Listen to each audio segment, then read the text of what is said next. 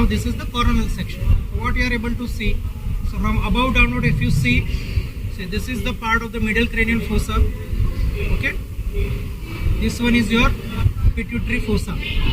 This has been opened up, and this is the cleavus part.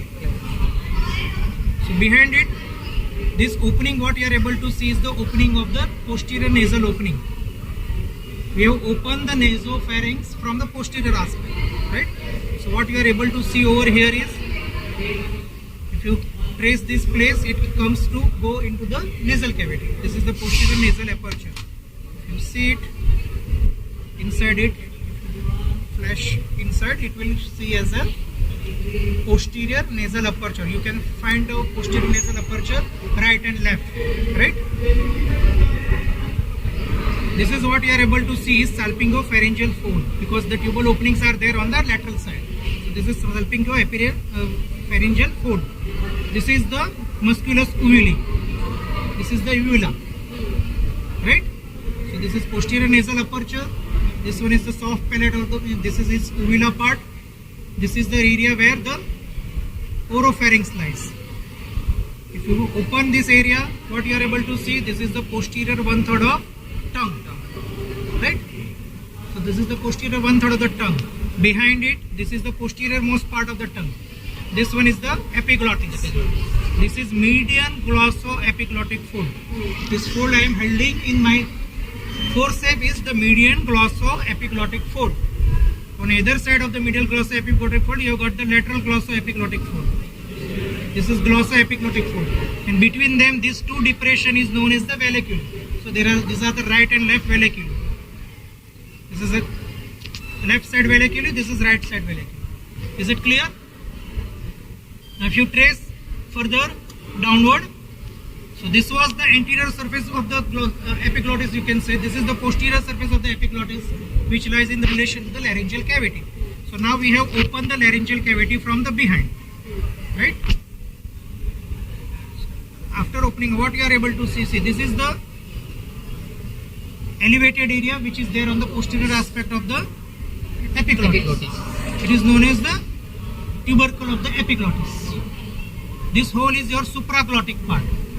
This one is the vestibular fold on either side. Below the vestibular fold, this area is known as the ventricle of the larynx. This is the ventricle of the larynx. Further below it, this is the vocal fold.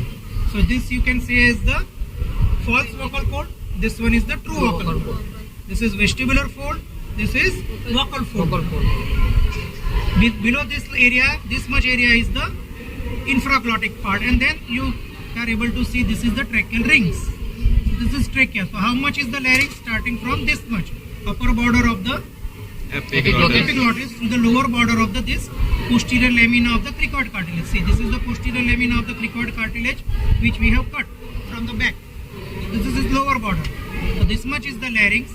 The part which lies above this is known as the supraglottic, above the vestibular fold.